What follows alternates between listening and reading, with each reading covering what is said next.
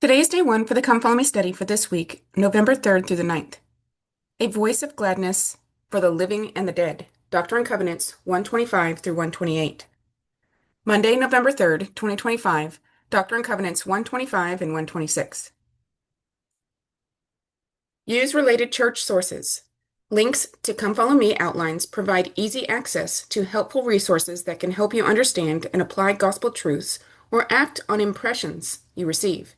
For example, the Family Search link above leads to activities such as building your own family tree, finding ancestors who need temple ordinances, seeing where your ancestors come from, or uploading a family story. By the summer of 1839, many of the saints who had been forced from their homes in Missouri were establishing new settlements on land purchased by the church in Commerce, Illinois, and in Iowa Territory. In March 1841, the prophet Joseph Smith received the revelation recorded in Doctrine and Covenants 125, in which the Lord revealed his will concerning the gathering of the saints in Iowa Territory. After his baptism in April 1832, Brigham Young served missions in Upper Canada, in the northeastern United States, and in England. His extensive missionary service required him and his family to make significant sacrifices. On July 1st, 1841, Brigham Young returned from his mission in England after an absence of almost 2 years. On July 9th, 1841, the prophet Joseph Smith received a revelation for Brigham Young, which is recorded in Doctrine and Covenants 126. In this revelation, the Lord told Brigham that he was no longer required to leave his family to serve missions as in times past. On September 1st, 1841, the prophet Joseph Smith wrote a letter to church members instructing them to keep records of the baptisms they performed for their deceased ancestors. This letter is recorded in Doctrine and Covenants 127. Recent research indicates that on September 7th, 1842, rather than September 6th, as reported in the section heading, the prophet wrote another letter to church members in which he taught them further about the proper administration and recording of baptisms for the dead. He also explained the doctrinal significance of this ordinance. This letter is recorded in Doctrine and Covenants 128. August 15th, 1840, the prophet Joseph Smith delivered his first public discourse on baptisms for the dead at the funeral service for Seymour Brunson in Nauvoo, Illinois. March 6th through the 16th, 1841, Doctrine and Covenants 125 was received. July 1st, 1841, Brigham Young arrived in Nauvoo after serving a mission in England. July 9th, 1841, Doctrine and Covenants 126 was received. November 8th, 1841, a temporary baptismal font was dedicated for baptisms for the dead in the basement of the unfinished temple in Nauvoo, Illinois. August 1842, to avoid being unlawfully arrested and returned to Missouri, the prophet Joseph Smith hid in various locations in and around Nauvoo, Illinois. September 1st, 1841, the prophet Joseph Smith dictated a letter to church members, which is recorded in Doctrine and Covenants 127. September 7th, 1842, the prophet Joseph Smith dictated another letter to church members, which is recorded in Doctrine and Covenants 128. Think about opportunities you have to serve the Lord. As you study Doctrine and Covenants 125 through 128, consider how you can follow the example of leaders such as President Brigham Young as you faithfully serve to fulfill your church callings and responsibilities. Section 125, The Will of God for the Saints in Iowa. Not all of the saints who were driven from Missouri found refuge in Illinois. Some settled across the Mississippi River from Nauvoo in Iowa. The revelation directing such action came in response to a question about whether they should remain in Iowa or gather to the Illinois side.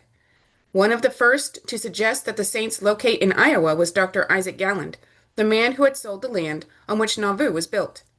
Elder Joseph Fielding Smith wrote that Mr. Galland, in a communication to David W. Rogers, suggested that the saints locate in Iowa, which was a territory, for he thought they would be more likely to receive protection from mobs under the jurisdiction of the United States than they would be in a state of the Union, where murder, rapine, and robbery were admirable traits in the character of a demagogue, and where the greatest villains often reach the highest offices. He also wrote to Governor Robert Lucas of Iowa, who had known the Mormon people in Ohio, and who spoke very highly of them as good citizens. The purchase of land took place in 1839, as did the exodus from Missouri. The revelation in Doctrine and Covenants 125 was received in 1841. when many saints were already settled in Iowa, and it is directed to them. Before the saints arrived, there were 2,839 residents in Lee County, Iowa. By 1846, the population had swelled to 12,860, many of whom were Latter-day Saints. After Governor Lilburn W. Boggs issued the executive order to remove all Mormons from the state of Missouri in October 1838, thousands of church members fled to Iowa Territory and Illinois. The prophet Joseph Smith and other church leaders arranged to buy 700 acres of land in Commerce, later named Nauvoo, Illinois, and nearly 18,000 acres in Lee County, Iowa Territory. Branches of the church were eventually established in Iowa Territory in Zarahemla and Nashville, and in other small settlements near the existing community of Montrose. During a church conference held on October 5, 1839, the Iowa stake was created. In March 1841, the prophet Joseph Smith received the revelation recorded in Doctrine and Covenants 125, in which the Lord named Zarahemla and Nashville as principal gathering places for church members in Iowa Territory. In August 1841, the name of the Iowa stake was changed to the Zarahemla stake.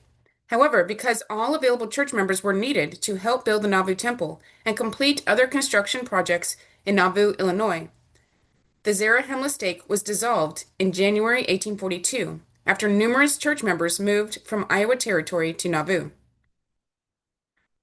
Section 125. Revelation given through Joseph Smith the prophet at Nauvoo, Illinois, March 1841, concerning the saints in the territory of Iowa. The saints are to build cities and to gather to the stakes of Zion. Read Doctrine and Covenants 125, looking for the instructions the Lord gave church members in Iowa Territory.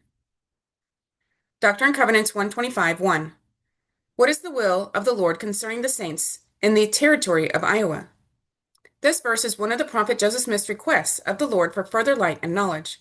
The pattern for revelation is that a humble seeker asks in faith. Remember, faith is an action word. And then the Lord answers. Ask, and it shall be given unto you. Seek, and ye shall find. Knock, and it shall be opened unto you.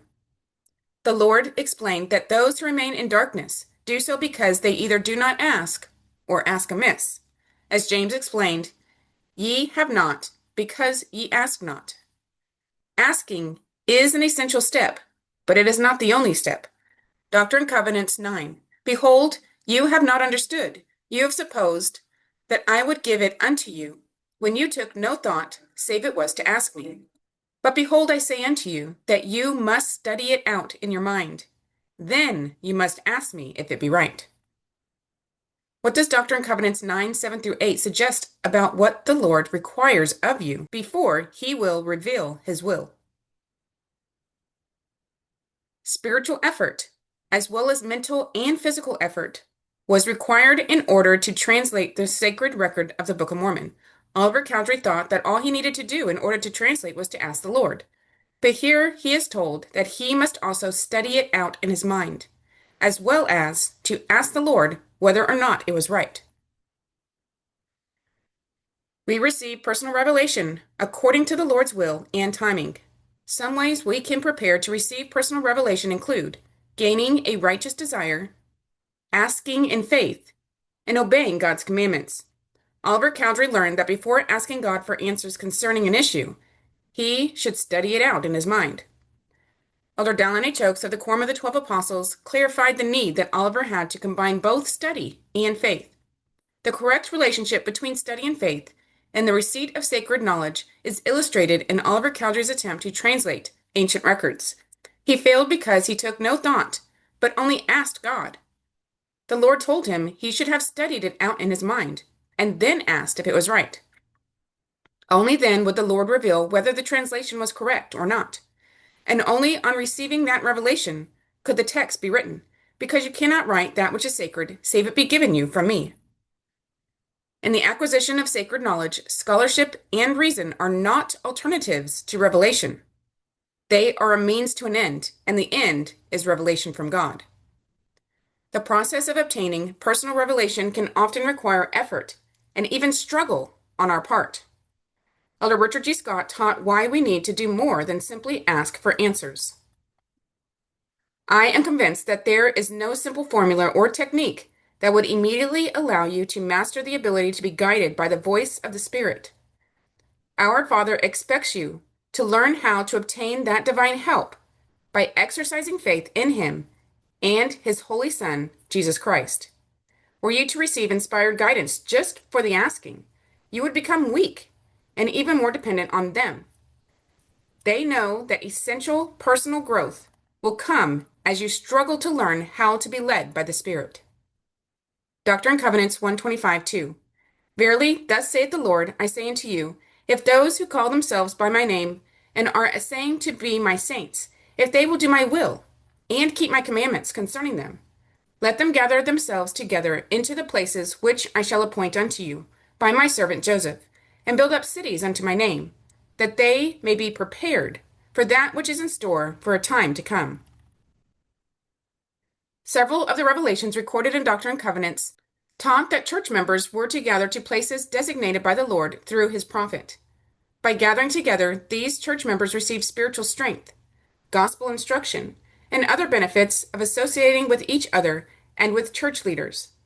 In the revelation the prophet Joseph Smith received in March 1841, the Lord explained that church members in Iowa Territory were to build up cities unto my name. He also told these saints that they were to gather in Zarahemla or Nashville in Iowa Territory, in the city of Nauvoo, or in any of the stakes that the Lord had appointed. Today, each member is assigned to a local ward or branch within a stake or mission in the area in which he or she lives. President Ezra Taft Benson taught, as the church grows, it is very important that we build solidly and well, and that our prospective stakes have the basic ingredients that are necessary for success, and that existing stakes work tirelessly for full stakehood in the sense of spiritual achievement. These stakes are to be the gathering spots for the Zion of today, and they need the spiritual sanctuaries and to be self-sufficient in as many ways as is possible.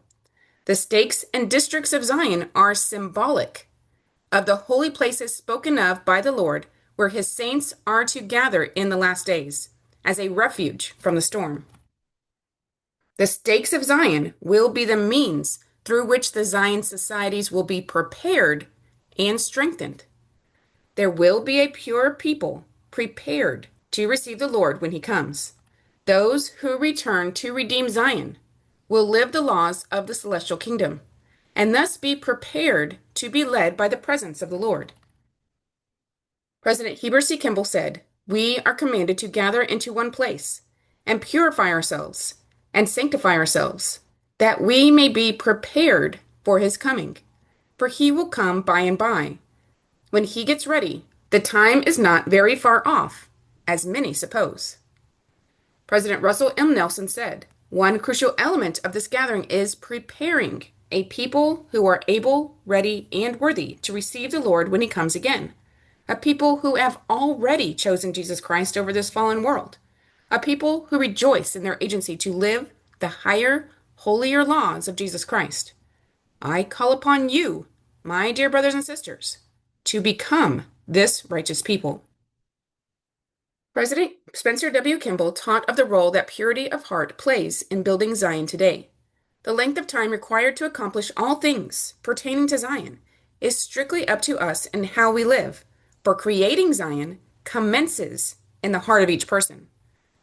Zion can be built up only among those who are the pure in heart, not a people torn by covetousness or greed, but a pure and selfless people, not a people who are pure in appearance, rather a people who are pure in heart.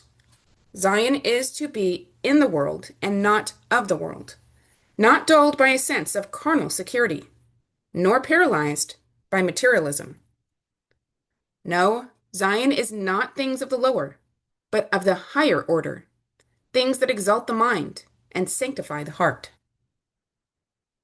Elder Orson Pratt spoke of the need to become a sanctified people. When we go back to Jackson County, we are to go back with power. Do you suppose that God will reveal his power among an unsanctified people who have no regard nor respect for his laws and institutions, but who are filled with covetousness? No. When God shows forth his power among the Latter-day Saints, it will be because there is a union of feeling in regard to doctrine and in regard to everything that God has placed in their hands, and not only a union, but a sanctification on their part. that there shall not be a spot or wrinkle as it were, but everything shall be as fair as the sun that shines in the heavens. Elder Orson F. Whitney said, "The monument will stand in Jackson County, Missouri. There the great city will be built. There Zion will arise and shine, the joy of the whole earth, and there the Lord will come to his temple in his own time, when his people shall have made the required preparation." Doctrine and Covenants 125:3. Let them build up a city unto my name upon the land opposite the city of Nauvoo, and let the name of Zarahemla be named upon it. The precise meaning of the word Zarahemla is not known. The term comes from the Book of Mormon account of the people who came to America from Jerusalem at the time Zedekiah was carried captive into Babylon. They were called the people of Zarahemla after the name of their leader. They lived in a city named Zarahemla in the land of Zarahemla. This settlement was founded by the Saints in 1839 on the uplands about a mile west of the Mississippi River, near Montrose and opposite Nauvoo, Illinois. The church had bought an extensive tract of land there. At a conference held at Zarahemla August 7, 1841, 750 church members were represented, of whom 326 lived in Zarahemla. But when the Saints left for the Rocky Mountains, that city was lost sight of. Doctrine and Covenants 125:4. And let all those who come from the east and from the west and from the north and from the south, that have desires to dwell therein, take up their inheritance in the same, as well as in the city of Nashville, or in the city of Nauvoo, and in all the stakes which I have appointed, saith the Lord. President Joseph Fielding Smith wrote, "Across the river on the Iowa side, extensive holdings also were obtained. The village of Nashville in Lee County, with 20,000 acres adjoining, was purchased. Also other lands opposite Nauvoo. Here the prophet instructed the saints that a city should be built, to be called Zarahemla. A number of members of the church had located here when the saints were driven from Missouri, and it appeared to be a suitable location for a permanent settlement for the people. The idea seemed to be that the Latter-day Saints should spread out over considerable territory and form organizations in various parts of the country. The plan was abandoned after a stake was organized in Iowa on the 5th of October, 1839, under the direction of Elder John Smith, the prophet's uncle. A short time later, on the 6th of January, 1842, the stake itself was discontinued, but Brother Smith continued to preside over the saints in Iowa, whose numbers were continually added to by immigrants until the exodus to Utah. Section 126. Brigham Young, Well Beloved of the Lord. From the time of his baptism on April 5, 1832, Brigham Young demonstrated great missionary zeal. Describing the feelings he had, he later said, "I wanted to thunder and roar out the gospel to the nations, and burned in my bones like fire pent up. Nothing would satisfy me but to cry abroad in the world what the Lord is doing in the latter days." During the first 5 years as a member of the church, Brigham Young served missions throughout Upper Canada and in New York and other eastern states. He also participated in the Zion's Camp March from Ohio to Missouri in the summer of 1834. He was ordained a member of the Quorum of the 12 Apostles in Kirtland, Ohio on February 14, 1835, and later became the president of that quorum on April 14, 1840, while he was serving a mission in England. Brigham Young's many absences while he was in the Lord's service were difficult for his wife, Mary Ann, and their children. In the summer of 1839, while he and other members of the Quorum of the 12 Apostles were preparing to serve missions in Great Britain, a malaria epidemic struck the area, leaving Brigham and most of his family members ill. However, this did not stop him from serving his mission. He later recalled, "I was determined to go to England or to die trying. My firm resolve was that I would do what I was required to do in the gospel of life and salvation, or I would die trying to do it." Brigham Young left Montrose, Iowa Territory for England on September 14, 1839, just 10 days after his wife Mary Ann gave birth to their fourth child. Mary Ann was also still suffering from malaria. This was the 8th time since they had been married that they had been separated while President Young served a mission, including the Zion's Camp expedition. In addition, because they had been driven out of Missouri the previous year and had lost most of their possessions, Brigham was only able to leave Mary Ann $2.72 with which to support their family, which also included 2 daughters from his marriage to his first wife, Miriam, who had died about 5 months after he joined the church. But the Youngs trusted that the Lord would provide for them, and they relied on the prophet Joseph Smith's promise that the families of the members of the Quorum of the 12 Apostles would have their needs met while the apostles were away on their missions. As Brigham Young and his friend and fellow apostle Heber C. Kimball departed for their mission, they arose from the back of the wagon, where they lay gravely ill, and cheered their ailing families, shouting, "Hurrah! Hurrah for Israel!" During her husband's absence, Mary Ann moved the family from Montrose, Iowa Territory to Nauvoo, Illinois, where she constructed a log home with blankets hung over the doors and windows to keep out the elements. After returning from his mission to England on July 1st, 1841, President Young began building a brick home in Nauvoo for his family, although he was not able to move his family into it until May 1843.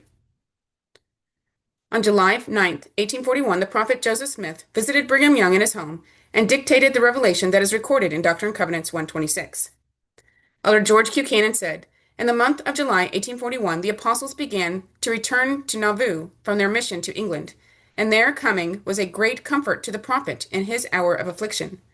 At a special conference which was held at Nauvoo on the 16th of August, 1841, shortly after the return of the 12, Joseph stated to the people there assembled that the time had come when the apostles must stand in their place next to the first presidency. They had been faithful and had borne the burden and heat of the day, giving the gospel triumph in the nations of the earth, and it was right that they should now remain at home and perform duty in Zion." Though it was no longer required of Brigham Young to leave his family, he did fill some short-term missions. These included a mission through the states to refute slanderous charges by John C. Bennett and other apostates, a mission in the East to collect funds for the Nauvoo House and Nauvoo Temple, and a mission to campaign for Joseph Smith as a candidate for President of the United States.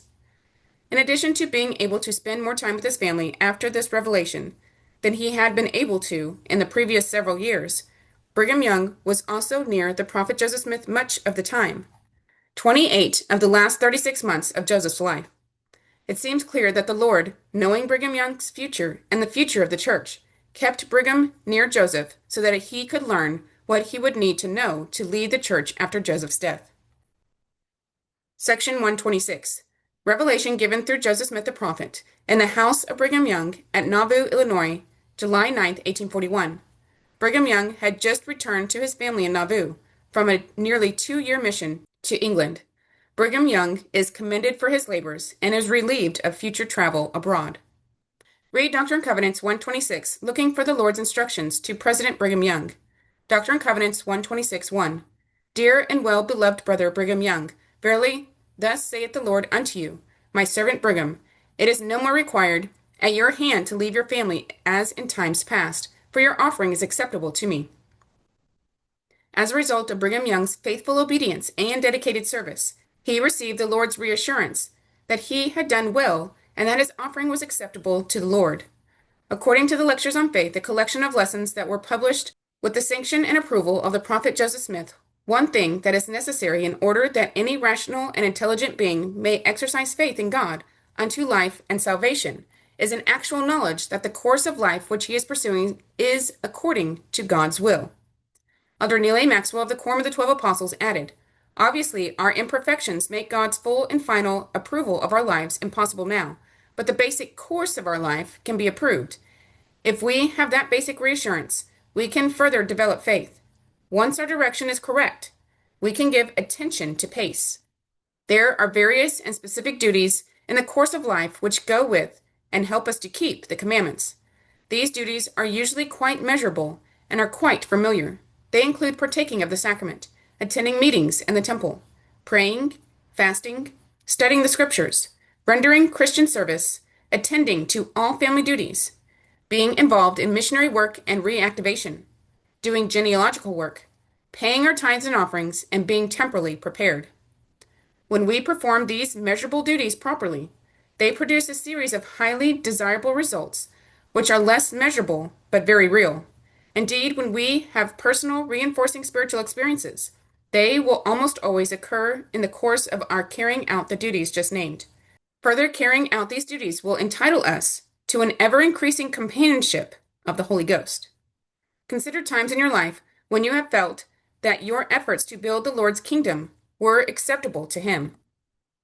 the Lord called Brigham Young to remain in Nauvoo and direct the work as president of the Quorum of the 12. The wisdom of such a move was clearly seen in later years when Brigham Young was chosen by the Lord to succeed Joseph Smith. The prophet Joseph was the leading inspiration of Brigham Young's life.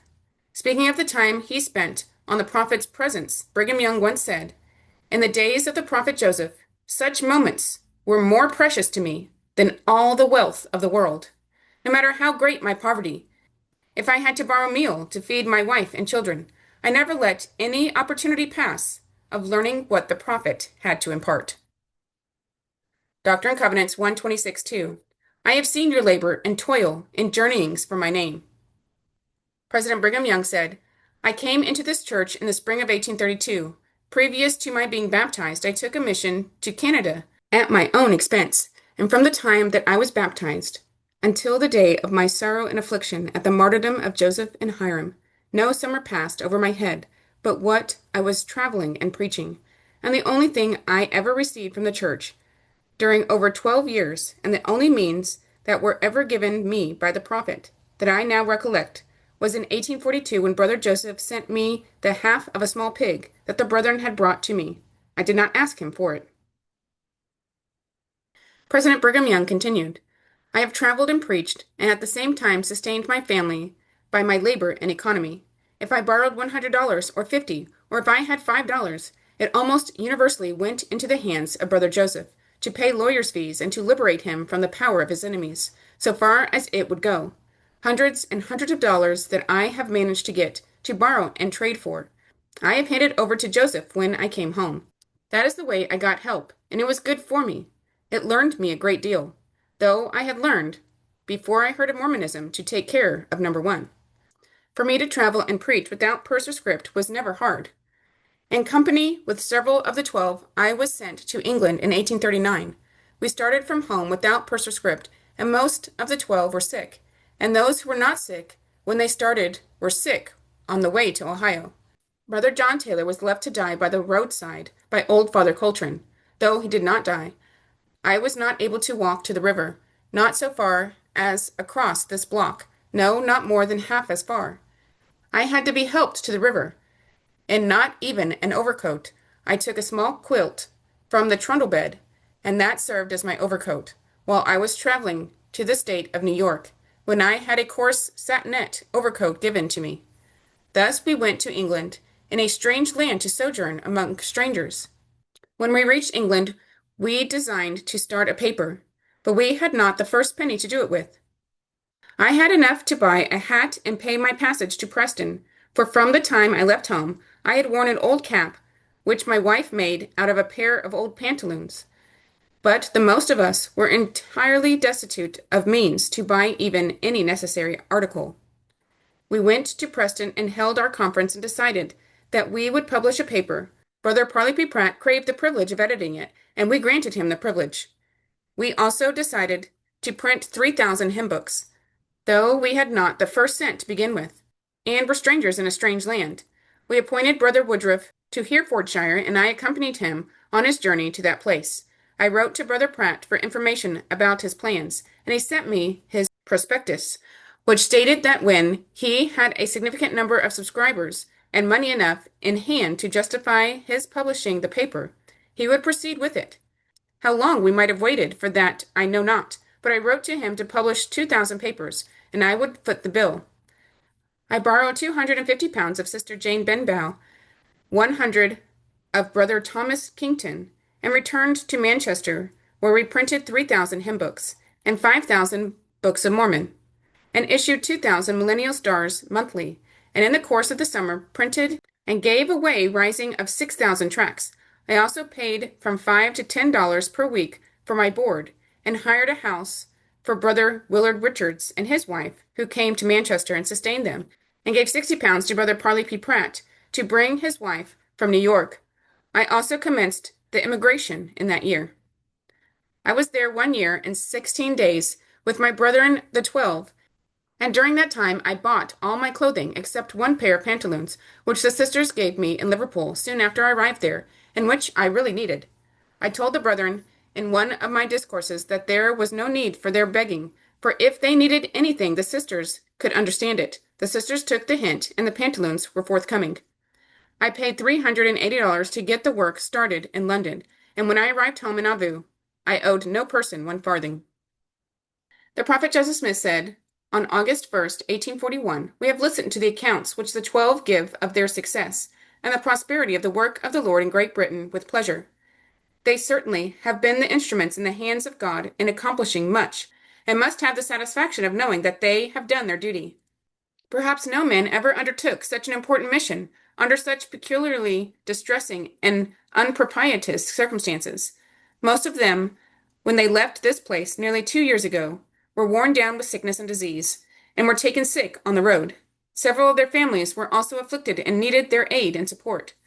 But knowing that they had been called by the God of heaven to preach the gospel to other nations, they conferred not with flesh and blood, but obedient to the heavenly mandate, without purse or scrip, they commenced a journey of 5,000 miles, entirely dependent on the providence of that God who had called them to such a holy calling. While journeying to the seaboard, they were brought into many trying circumstances. After a short recovery from severe sickness, they would be taken with a relapse and have to stop among strangers, without money and without friends. Their lives were several times despaired of, and they have taken each other by the hand, expecting it would be the last time they should behold one another in the flesh. However, notwithstanding their afflictions and trials, the Lord always interposed in their behalf, and did not suffer them to sink in the arms of death. Some way or other was made for their escape. Friends rose up when they most needed them, and relieved their necessities, and thus they were enabled to pursue their journey and rejoice in the Holy One of Israel. They truly went forth weeping, bearing precious seed, but have returned with rejoicing, bearing their sheaves with them. Through his life as a member and as an apostle, Brigham Young gave unselfishly. Whether he was at home or abroad, he supported himself and his family. In addition, he assisted in financing the work through his own labor everywhere he went. Brigham Young was the living example of the spiritual principle taught in Lectures on Faith, a religion that does not require the sacrifice of all things, never has power sufficient to produce the faith necessary unto life and salvation. Doctrine and Covenants 1:26-3. I therefore command you to send my word abroad. Before the prophet Joseph Smith received the revelation recorded in Doctrine and Covenants 1:26, members of the Quorum of the 12 Apostles generally functioned as local authorities in the outlying areas of the church and in the mission field. As Brigham Young and other members of the Quorum of the 12 Apostles returned from their mission in Great Britain, the Lord indicated that President Young, who was then president of the Quorum of the 12 Apostles, was not required to leave his family any longer to serve missions. Rather, the Lord said that he was to remain near the headquarters of the church and send my word abroad, meaning that he would oversee missionary work. Although President Young served 3 more brief missions in 1842, 1843, and 1844, he generally was able to remain in Nauvoo, Illinois with his family. There he had the blessing of spending time with and learning from the prophet Joseph Smith during the remaining 3 years of the prophet's life. Doctrine and Covenants 1:26-3 continued, and take especial care of your family from this time, henceforth and forever. Amen. After returning from a mission to England, one of the many missions he served, Brigham Young received another important calling from the Lord. He was asked to take especial care of his family, who had suffered in his absence. Consider why the Lord sometimes requires sacrifice in our service. Brigham Young followed the Lord's command to take especial care of his family. He took time each day to instruct and pray with his children, who remembered him as a gentle and loving father. Brigham was 40 years old when the revelation recorded in Doctrine and Covenants 1:26 was received, but the following account illustrates his long-standing devotion to his family. At age 23, he married his wife, Miriam Angeline Works. 2 daughters were born to the young couple. Brigham supported his family by making and repairing chairs, tables, and cupboards, and installing windows, doors, stairways, and fireplace mantles. When Brigham contracted tuberculosis, Brigham assumed much of the burden of her work, in addition to his own. As she became progressively more bedridden, he regularly prepared breakfast for the family, dressed his daughters, cleaned up the house, and carried his wife to the rocking chair by the fireplace and left her there until he could return in the evening, when he cooked supper, got his family into bed, and finish the household chores. His experiences in his youth and early marriage in caring for children and managing a home taught him much about family cooperation and housekeeping. Years later, he counseled the saints on these subjects and teasingly boasted that he could beat most of the women in the community at housekeeping. Learning to balance our family responsibilities with schooling, work, and church callings can be difficult. In a 1999 letter to the membership of the church, the First Presidency proclaimed, "We call upon parents to devote their best efforts to the teaching and rearing of their children in gospel principles, which will keep them close to the church." The home is the basis of a righteous life, and no other instrumentality can take its place or fulfill its essential functions in carrying forward this God-given responsibility. We counsel parents and children to give highest priority to family prayer, family home evening, gospel study and instruction, and wholesome family activities. However worthy and appropriate other demands or activities may be, they must not be permitted to displace the divinely appointed duties that only parents and families can adequately perform. Elder Neal A. Maxwell said, "The gospel's illumination provides so much greater perspective for us concerning the role of the family. There are no perfect families, either in the world or in the church, but there are many good families. My spiritual applause also goes to those heroic parents left alone by death or divorce, who are righteously and anxiously engaged in nurturing and providing for their families, often against such heavy odds. Alas, in some families, things do go wretchedly wrong. But these gross failures are no reason to denigrate further the institution of the family. We should make course corrections and fix the leaks, not abandon ship. Obviously, family values mirror our personal priorities. Given the gravity of current conditions, would parents be willing to give up just one outside thing, giving that time and talent instead to the family? Parents and grandparents, please scrutinize your schedules and prioritize in order to ensure that life's prime relationships get more prime time. Even consecrated and devoted Brigham Young was once told by the Lord, take especial care of your family. Sometimes it is the most conscientious who need this message the most. To help your children learn to serve their family members, consider sharing the information about Brigham Young in Chapter 50, The Saints in Nauvoo, or summarize Doctrine and Covenants 126 in your own words. You might emphasize the phrase, take special care of your family, and talk with your children about what it means to take special care of our families. It may be fun for you and your children to look at family pictures or draw pictures and to talk together about ways we can help care for family members. You could also sing a song like Home Can Be a Heaven on Earth. What can you do to take care of your family?